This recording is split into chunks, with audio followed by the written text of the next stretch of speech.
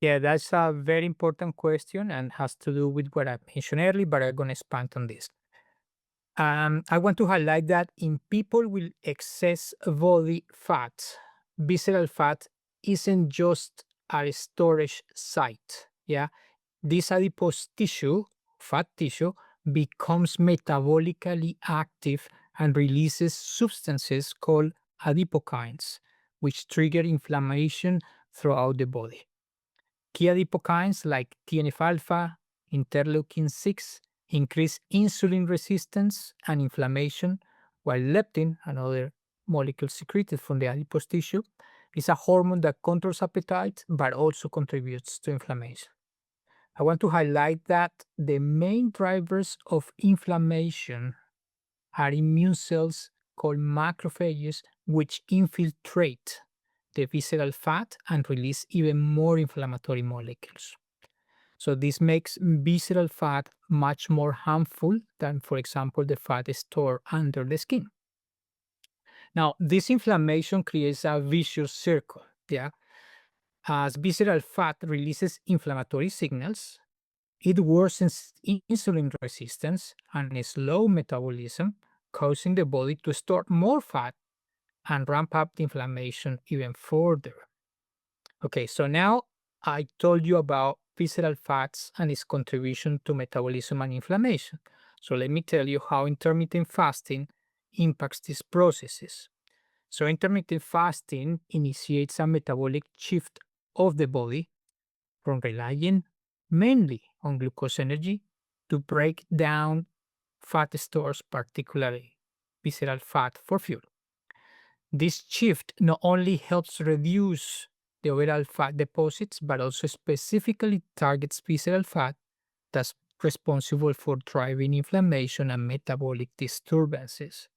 So, as the body begins to use the fat for energy during fasting, it naturally decreases visceral fat, which in turn lowers the production of inflammatory molecules and hormones like leptin that are linked to fat accumulation and inflammation. Now, the study of Dr. Kotandaraman have shown that participants practicing intermittent fasting experience significant reductions in visceral fat, improvements in disease symptoms, and reductions of inflammation without changing the food that they consume, which is consistent with the explanation I just gave you. Now, these findings suggest that by targeting visceral fat, intermittent fasting can break the cycle of inflammation and metabolic dysfunction, making it a promising management strategy for conditions like Crohn's disease and overall metabolic health.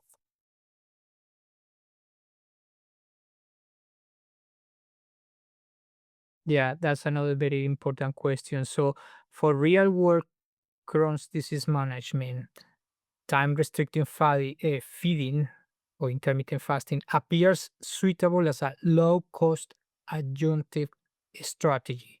This is not a replacement for medication, and especially for patients with Crohn's disease who are overweight or with obesity. Now, importantly, the study showed high adherence rates of 95% and a straightforward protocol, basically eating during 8 hours window, say 6 days a week, which makes this approach very practical for diverse populations. So very applicable for the real world. However, obviously critical questions remain to be answered. For instance, the durability beyond 12 weeks of the study or efficacy in active disease. Now, this disease was done in patients in remission. So, what is the efficacy in patients with active disease and diverse Crohn's disease phenotypes, including patients who aren't overweight? Yeah. Through weight independent mechanisms, the current trial cannot definitely separate weight loss effects from circadian or other metabolic effects. Now, comparison with calorie match or pharmacologic weight loss controls. Yeah.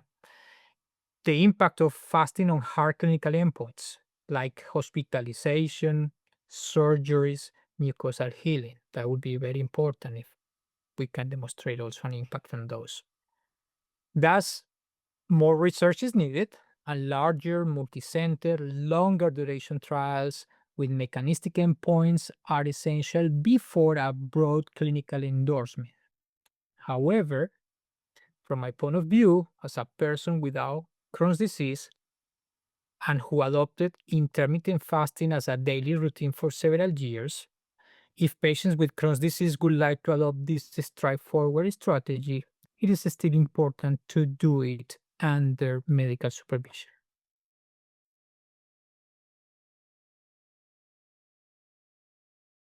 Foundation remain committed to not only finding novel therapies, pharmacological therapies, but we are also very interested, and for several years we're funding research in nutrition.